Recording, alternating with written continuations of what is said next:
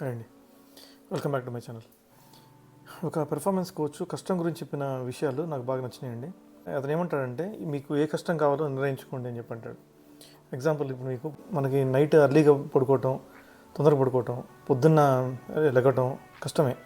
కానీ మనం పడుకోపోవటం వల్ల నెక్స్ట్ రోజంతా అలసటగా ఉంటుంది, వర్క్లో మనకు చాలా ఇబ్బంది అనిపిస్తుంది, నిద్ర వస్తూ ఉంటుంది, మన వర్క్ మీద ఏకాగ్రత ఉండదు మనకి. సో అది ఇంకా కష్టం. ఇంకో పాయింట్, ఇప్పుడు మన జిమ్కి వెళ్ళటం కష్టమే. కానీ ఇప్పుడు మన జిమ్కి వెళ్ళకుండా మన చాలా వీక్గా ఉండి మన కుటుంబ సభ్యులను కూడా లేనప్పుడు ఆ పడే కష్టం ఉంది కదా, అది ఇంకా బాధ అనిపిస్తుంది. సో జిమ్కి వెళ్ళడం అనేది తేలిక అనిపిస్తుంది. సో అది మనం గమనించాలి. ఇంకోటి ఏంటంటే, ఇంకో విషయం, మనకి ఇంట్లో ఉండి మంచి పోషక విలువలను ఆహారం చేసుకొని తినడం కష్టమే. కానీ బయట వెళ్ళి చిరుతిండికి అలవాటు పడి ఎక్కడ పడితే అది తినేసి మనం పొట్ట పెంచుకొని ఆ పొట్ట బయట వాళ్ళు కనపడకుండా నవ్వులు పాలవకుండా మేనేజ్ చేయడం ఇంకా కష్టం. సో మనం ఏ విధంగా తీసుకుంటాం కష్టాన్ని అనేది మన మీద ఆధారపడి ఉంటుంది.